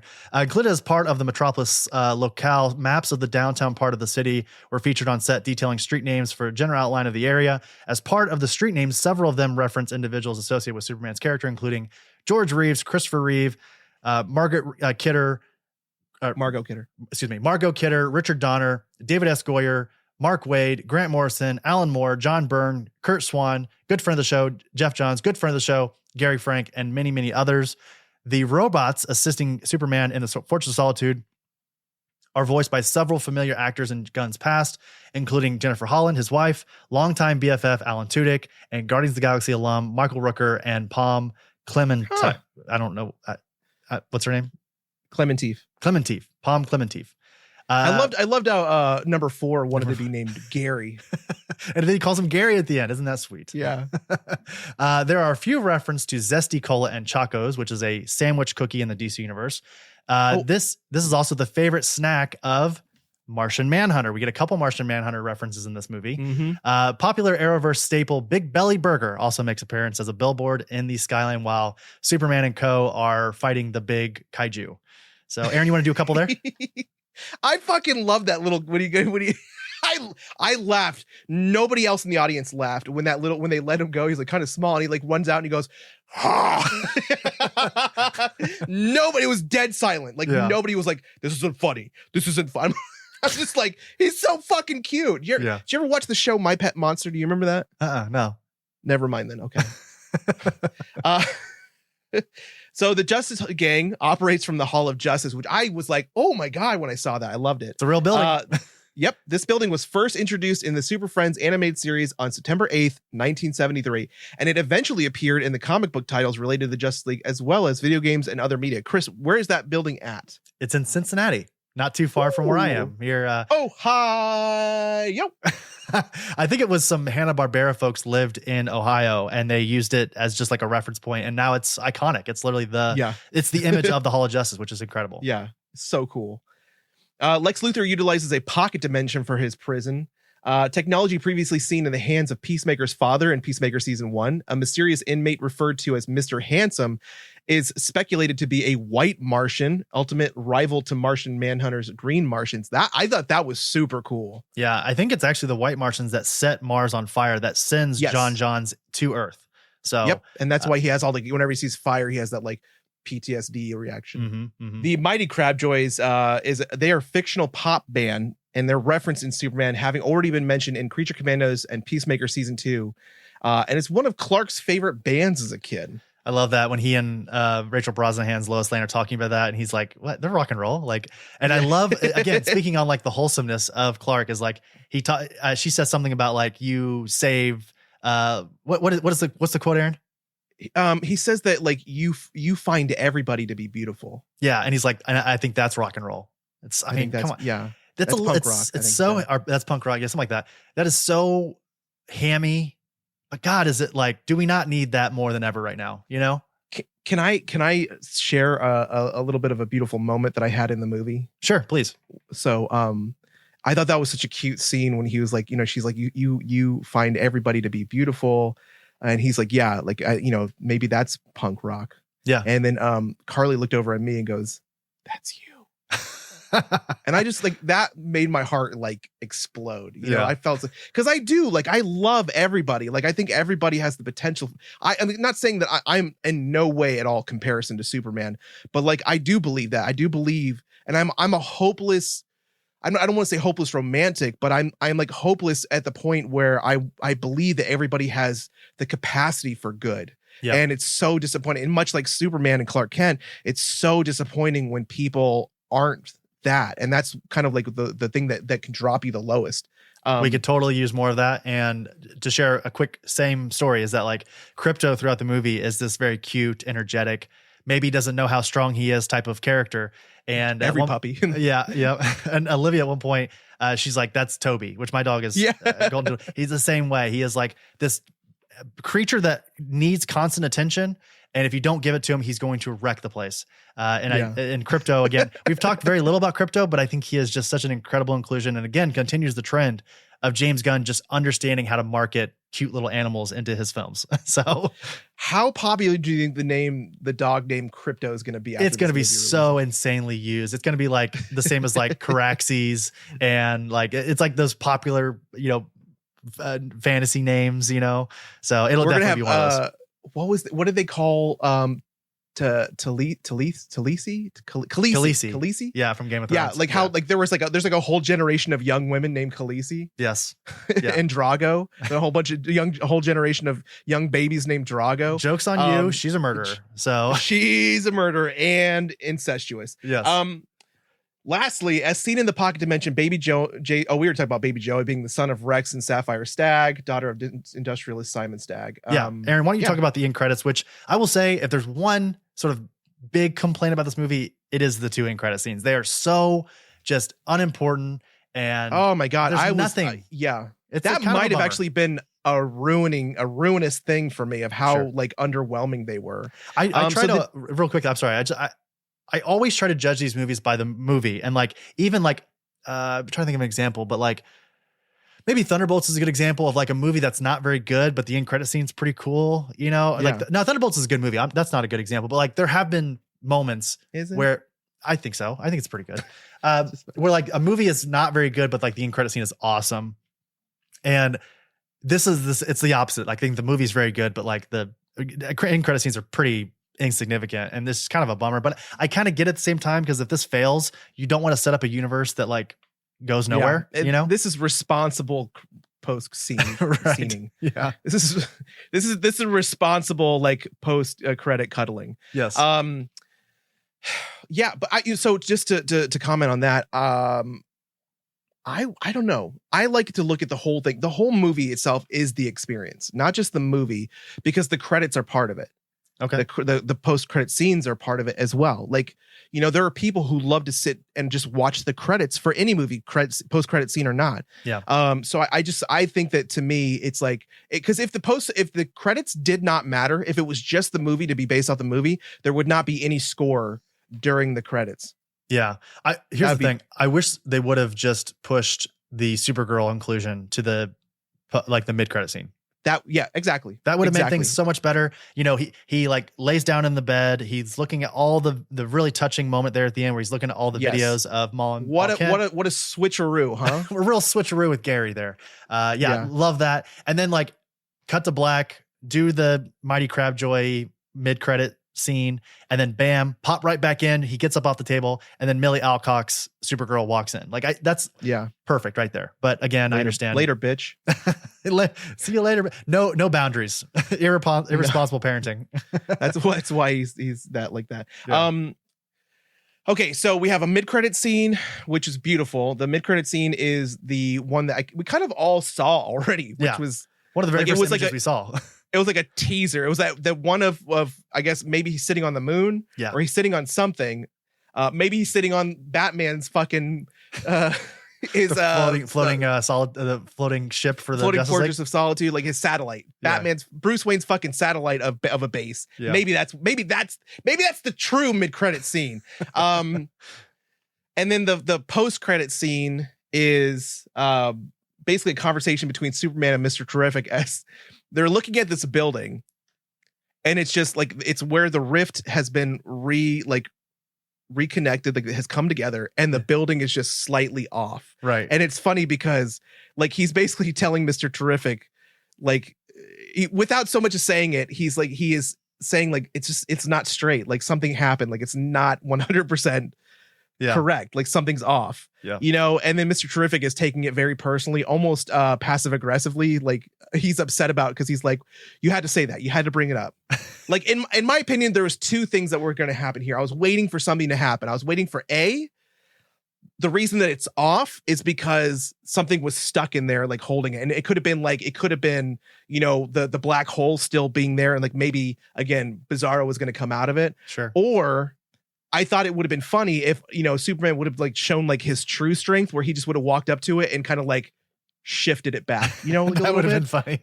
Like I thought that would have been like a good touch. Like to me, there was just so many different things that I was expecting. And I think that was the most disappointing thing, was that I got nothing of anything that I was expecting in a post-credit scene. That right there is like the only thing that I was kind of like about. So I think this speaks to a larger idea that I think is, again, one of my major complaints with this movie. One of my only major complaints is that it just plays it extremely safe. This movie is made for the broadest audience possible, although I think it's touching on a lot of really interesting, important themes, but I still think that like the paint by numbers sort of structure of the film is sort of, again, it's very MCU phase 1 coded, right? Like let's just get this, let's nail it, right? Like it kind of reminds me of the Super Mario Bros. Movie where like, thank you. You read my goddamn mind. No real chances were made, but like they didn't really mess anything up either. So like it just feels very satisfying, but not like overwhelming in any real. I mean, I don't know. I feel like I'm sort of backtracking on my overwhelming praise of this movie, but I think it's important to reference that like this movie's not perfect, but it is like very, very solid. It is. It hits all the right notes. And the funny thing is, like, now that we've kind of like reviewed it and I thought about the whole movie again over in my head, this movie even itself shows a little bit of the trauma background of James Gunn. Like it has that, like the weirdness, it has the humor, it has the quips. Again, there's that scene where Metamorpho is like a floating squid head because that's all he's got on him now. And like Superman's like got to like connect his jaw because he used his super breath so strongly that he's like, you're weird. Yeah. And like there's like these little moments that just, because if you've ever watched a trauma film, you know how like just batshit crazy the body those horror are. is insane. Yeah. The body horror and all that stuff. And this movie like kind of like proves it. I will say this, there's like overall, I really, really enjoyed, sorry, I think we're getting into final thoughts. We'll get there in just a moment. I want to say really briefly though, I agree with you with the James Gunn of it all in terms of like his like roots as a trauma director, because again, the eye poking, you even have like, I think a little bit of Slither in there as well with Superman pulling out the nanites from his lungs. Like there's a lot of like bone reconnections. And at one point someone gets punched so hard, their teeth fall out. Like it's all very, it's not round on the edges. Like it's not Disney-fied. But it's also safe. About that. It is. It's also, like structurally it's safe, but like there's still a little bit of wise. Right. It's still a little, punk. Again, punk rock seems to be the overwhelming theme of this. Like there is still a little bit of that like rebelliousness in it. Like how much can we get away with the PG-13 rating? There's a couple of F-bombs, right? There, maybe one F-bomb, but there's a lot of cursing in general. One. Yeah. So, okay. I think we're nearing the end here, Aaron. I think we've already sort of started to get into it, but just final thoughts on Superman. Before I get my final thoughts, I just wanted to cover a couple of things that I didn't get to say during this, please. Like that are popping into my brain. There's two things that are popping into my brain right now that were just incredible moments. The Mr. Terrific fight when he lands at the beach and he's like, he just got his spheres. Yeah, the T-spheres. The circles, your circles. That's very James Gunn. He does that in every one of his movies where it's like a one cut and you got like Yondu's arrows, you've got Rocket Raccoon in the good woods. Point. Yeah, good point. That was an incredible fight scene. The music was amazing. Having like, because somebody says it, he goes, oh, he's just the smart one. And this really lends itself to like, you can be smart and still a complete badass. And I loved that moment. It was just like an incredible, like don't fucking doubt me kind of thing. Yeah. I'm like fair play. Like I'm here. I'm called Mr. Terrific for a fucking reason. Can I tell you something really quick that in the DC universe, the three smartest people in the universe go Lex Luthor, Bruce Wayne, and then Mr. Terrific is generally known as the third smartest person in the DC universe. So I find it interesting that Bruce Wayne does not have T-spheres, but he is smarter than Mr. Terrific. Well, he does have like a bat wing and like other shit that's really cool, Thank you, Lucius Fox. That's right. Just saying. He doesn't make all of his shit apparently. Right. And then the other one I was going to say was the scene where was it Jargovia? When Guy Gardner shows up, when the Justice Gang shows up at the end, and he just waves his hand, and all of a sudden like middle fingers and like fists start like throwing the tanks and the like, that was again such a punk rock moment that you don't really see in any of these superhero films, because it's just like, again, you had Guardians of the Galaxy, like when you have them introducing the characters, you got Star-Lord in the screen doing the fucking like wind up middle finger, Jack in the Box middle finger, and it's like Like these are things that we know and love, and that's a style that we know and love, and it was very welcome in this. And that's, I think those are the two things that I really just wanted to point out, because I really love that. Oh, and the last thing would be the fact that we really get to, I feel like this is the first movie that we've ever really touched on how obsessed and how involved, before even meeting him, Lex Luthor was with Superman. Sure. Yeah. And I reference particularly the fight moves. 9Y, 44H, like he's been studying. He's been studying, like he's been watching him for years. Like that was, and like he knew every single thing that was going to occur. He even knew where to put his building for the ship. Yeah. And like, it's just incredible to see that kind of come to fruition in this film. I loved it. Absolutely. And it's sort of poking at this idea of brain versus brawn throughout the entire film. You keep hearing this sort of like, what's more important, brain or brawn? And I think it's, again, as most things, it's more nuanced than that. It's a little bit of both. So yeah, I mean, again, I think that this movie is really, really solid. I'll just go and give my initial thoughts here. This is exactly what I wanted from a Superman movie. I think it's an incredible starting point for this universe. It made me feel really, really good at the end of this movie. And I think, Aaron, we've talked about pretty often on the show how sometimes how you feel after a movie is one of the more important features of it. And as I've said, I think it's a decently, maybe slightly, it's a slightly flawed movie, I'll say, but at the same time, it's a movie that's worth looking past those flaws in order to just enjoy it for what it is, which is an extremely solid start to this universe. I think James Gunn totally understands the character. David Cornsweet is an incredible Superman. I'm so excited to see him more. I think almost off the rip, he's my second favorite Superman behind Christopher Reeves. Man, I'm very, very excited by this. It's exactly what we needed from this universe. I've been pretty vocal about how I really, really did not like the version of the DC universe with Zack Snyder at the helm. And if that's your particular brand of DC, more power to you. But it clearly did not work for multiple reasons. And I'm just excited to see what we can do with this more hopeful, sort of more colorful, biff, pow type of DC universe, Not so depressing. Right. Yeah. Less neck snapping, although there is a neck snapping at one point in this movie. But I think that's a subtle, funny nod by James Gunn to include that. So yeah. Can I, before we go on real quick, I just received a message from one of the show's best friends. Yeah. Okay. Go ahead. Mr. Sebastian. Okay. What's Sebastian got to say?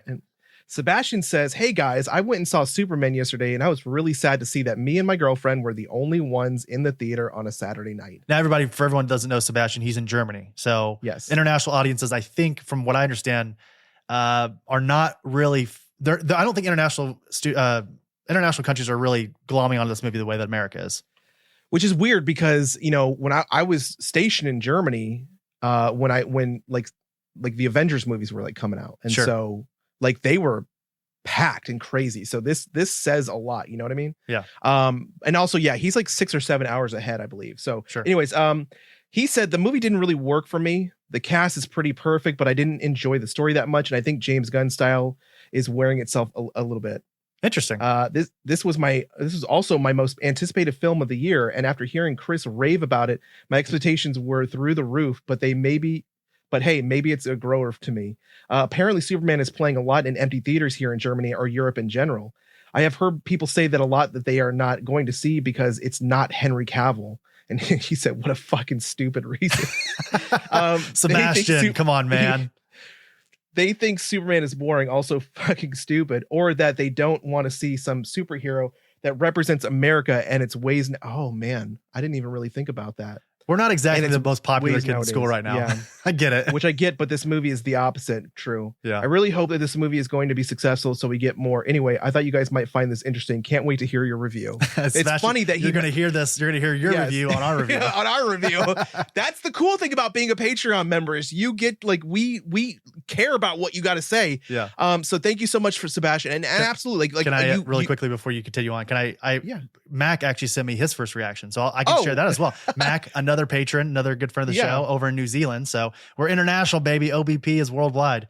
OBP worldwide. Wow. Max says, mate, that was incredible. I was so happy. I'm so happy right now. Superman is the reason I started reading comics. He will always be my first love in comics. And to see him on the screen portrayed so beautifully by David Cornsweet makes me so happy. I love Cavill's Superman, but had issues with the move as a whole. But this had so much heart and laughs. I couldn't be more stoked. Have to go see it again in cinema soon. So we're getting two wildly different takes from this movie from different hemispheres. Okay. Right? Yeah, wildly different area codes for sure. We'll just say this: down where Mac lives, the toilets flush the opposite direction. Okay, That's right. But that makes his opinion no less relevant than Sebastian. So thank you guys for sending that in. Obviously, we love hearing your opinions and making it a part of the show because it matters to us. And that's something I really didn't think about, that the fact that we are not the most popular kid in the school right now. Not at all. We're kind of the kid that eats the glue and sits at his own table at lunch right now. So yep. Yeah, we that get makes it. a lot of sense. We totally get it. We get it. Yeah, not a problem. Yeah. You don't like us, and we get, I don't think a lot of us we don't like us either, honestly. We're a grower, not a shower. Okay. All right, Aaron, final thoughts on Superman.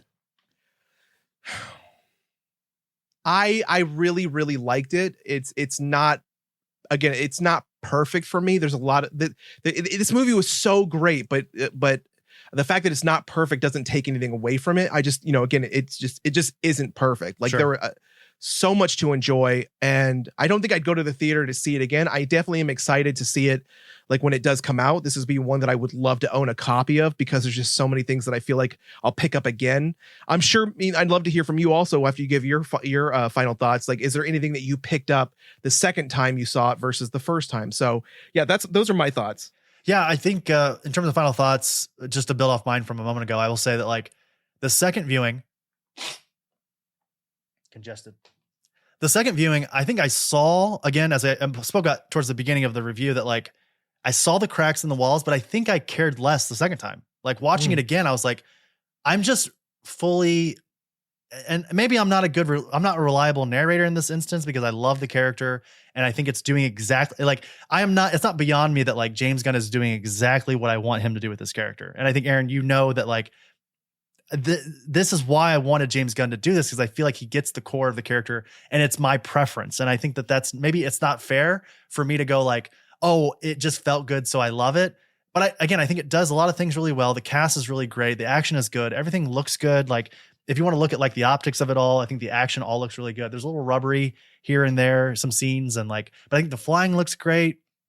Like the emotional core, again, I think it's just like the North Star of this movie, and it really hits home. And I think that if like you nail that with Superman, gosh, that's just really all you really need. So I thought I heard them say something about removing the flying scene, like one of the flying scenes of his like face first, yeah. But I'll say this, like the flying scenes, just to comment on that, they like there were some that like really like just gave me goosebumps. Like they were so cool. Even more so the scene when he like realizes how Lex Luthor got the footage of his parents and he just like takes off and goes back to the Fortress of Solitude. I thought that was really cool. But I would say the thing that I really did not see enough of for Superman was his super speed. I think that was one thing that really didn't like show a lot of. Like at one point, and I think that they might have done some things like that kind of specifically, intentionally. For instance, Ultraman didn't use his laser vision until like much later in the film. He really didn't rely on any of his superpowers and like that too much, other than his strength, simply because they didn't want to give away the goose too soon. Yeah. That it was Superman's clone. Yeah, I think anyone who, as soon as they walked up to the Fortress of Solitude, and they were like, and they easily got in, I was like, yeah, Ultraman is definitely. Yeah, exactly. He is in some way a clone of Clark. So I actually was sort of anticipating that Ultraman was already like a bizarro version of, and like he has all the powers and maybe he's just like really stupid but he like looks messed up. But I do love them sort of just like giving him the same look as David Cornsweet, and then you can build to that, which I predict that he will eventually become some version of Bizarro. So okay, so final thoughts over. Let's go ahead and give it a rating out of 5 David A. Weiners, as we often do. Aaron, what are you going to give Superman out of 5 David A. Weiners? I'm going to give it a 4. 4 David A. Weiners out of 5. I like it. I was I was sort of grappling between 4 and 4.5, and I feel really good about a 4.5. I think it's like a soft 4.5, you know, in the same way that like Sinners is like a really strong, you know, in between 4.5 and 5. I think this is really, it's like, if like one other thing in this film would have been average to bad, it would have been like a solid 4 for me. But I think after 2 viewings, still having the good enough time that I had, and the fact that, like you said, I'm going to buy, the 4K, I'm going to buy all the merch. Like it's really got it for me. And I feel really good about 4.5 for me. Yeah. I think that's, we're generally you and I are kind of at that same like distance. Yeah. Like the 0.5. So this is definitely back to, I think that makes sense for us. So. Yeah. Well, and last thing I want to ask you before we get out of here, where does Superman land for you in terms of the pantheon of like overall Superman films, you know? And just to list them out really quick for everybody who's listening, you've got Superman, the movie from 1978, Superman 2 from 1980, Superman 3 of 1983, Superman 4, The Quest for Peace at 1987, Superman Returns in 2006, Man of Steel in 2013, Batman v Superman in 2016, Justice League, we'll include Justice League, and then also Zack Snyder's Justice League in 2017 and 2021, excuse me. So I'm going to say this one kind of, for me, is at about the... I'm just gonna say like upper top 4, really. Okay, gotcha. If you want me to go down some of them, I would say like obviously like Superman 2 is one of my absolute favorites. Mm-hmm. I personally enjoyed Man of Steel. I hated Superman Returns. You did? I really liked it actually. That's one of my favorites. Kidding, everybody. Jokes. I have them. No. Okay. Wrong. So and then like Man of Steel. I like Batman v Superman. I thought you just said you didn't like Batman v Superman.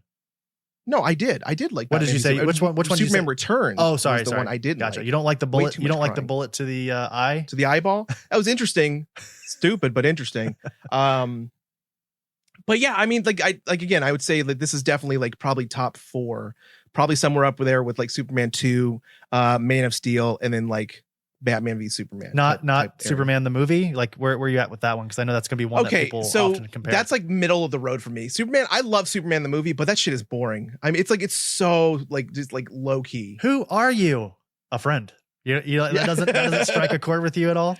It's it's not my wheelhouse, man. That's fair. All right. Well, I mean, what about you? I'll say that this is my favorite. It's my favorite of all of these that we just listed, but Superman the movie is like it's like 1B.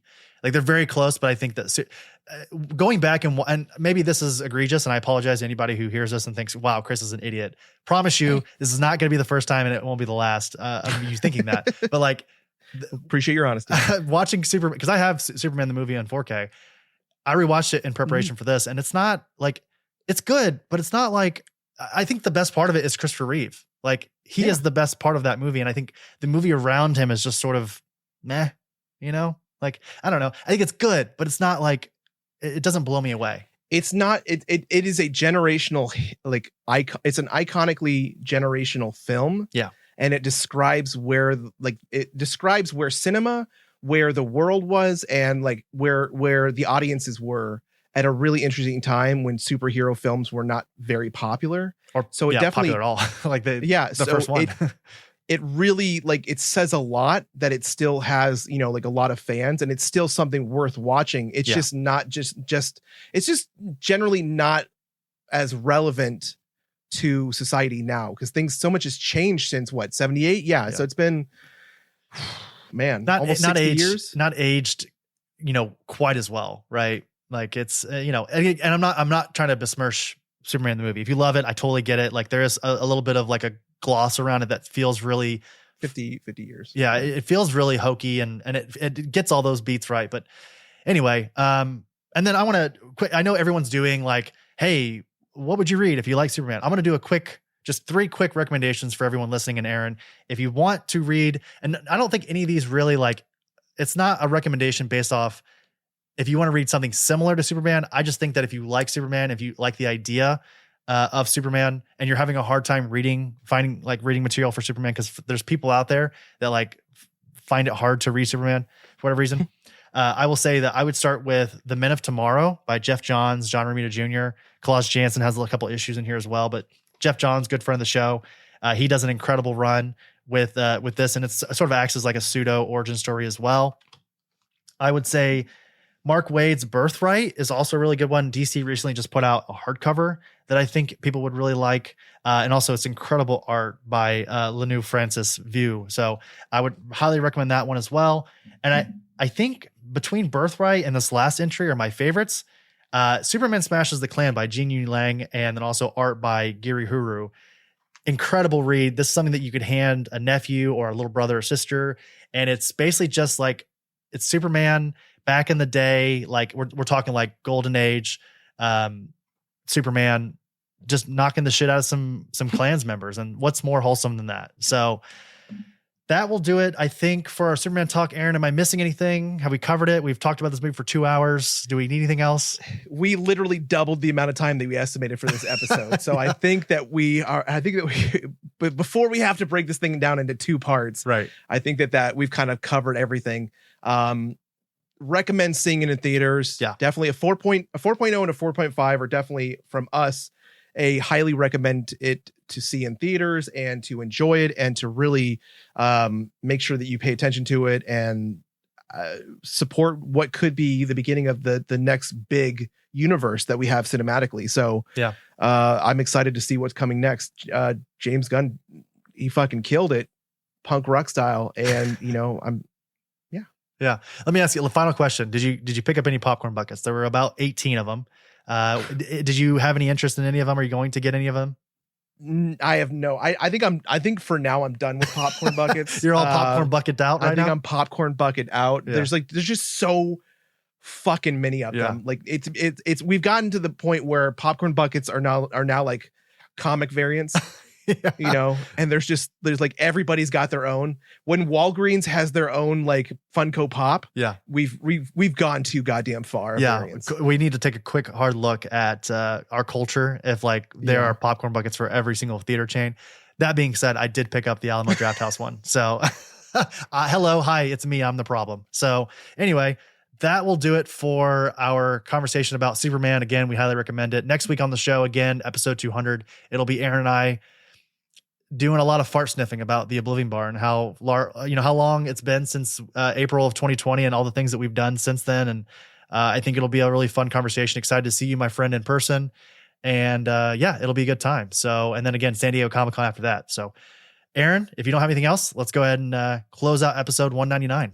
I do have a question. Have you seen, there is apparently a popcorn bucket that is like like a Daily Planet, like newsstand. Yes, that's AMC. That's AMC. That's AMC. Version. Yeah, that's actually pretty interesting. I would get that simply because I picked up stories of mine that I've written out of things like that. That's one I would actually think about getting. So that's pretty interesting. Yeah. Okay, I'm ready to get out of here. How about you? I think I'm ready to. We're ready to. Got a blast. That's Jimmy Neutron, not Superman, but whatever. Anyway. All right, guys. Okay. Carl. I'm subscribed to God damn it. Subscribe to our podcast, Apple Podcasts, Spotify, YouTube, Audible, iHeartRadio, wherever you listen to your favorite podcast, that's where we are. Thank you to our patrons, Alex, Alice, Aaron, Botter, Chris S, Chris Y, Christy, David, Elliot, Erica, George, Gianni, Greg, Haley Ham 6, Jeremy J, Kyle, Losi Mac, Miles, Mike, Olivia, Ryan I, Robert, Saunter, Sebastian, Sean, Trevor, Travis, Zach, and Brad and Lisa. God damn. If you want to support the show without spending any money, a follow on your preferred podcasting platform and a 5-star rating and a review on Apple Podcasts and Spotify. It helps the show a ton. Follow us on Blue Sky, Instagram, TikTok, and Twitch at Oblivion Bar Pod. Official merch of the show can be found on our website, oblivionbarpodcast.com. Big thank you to Oni Press and Endless Comics, Games, and Cards for sponsoring the show. Thank you, KXD Studios, for all of our Oblivion Bar art. He's at KXD Graphics on Instagram. Thank you, Dream Kid, and for our musical themes. And thank you, DJ Skyvac, for our grid theme. Don't forget to tip your bartenders 20% or more, because if you don't, they're probably just going to upcharge you for something else so they can get that money. That's right. Tip them 20%. Superman would always tip 20%. I'm almost positive of that. So even if Lex Luthor was serving him? Yeah, I think so. Especially. Yeah. Just to spite him. Just to really put in his face that like, I'm better than passive aggressive bitch. All right, everybody. Thank you so much for listening to the Oblivion Bar podcast this week. We appreciate it. We will see you next week for our landmark 200th episode. Bye-bye. It's a milestone.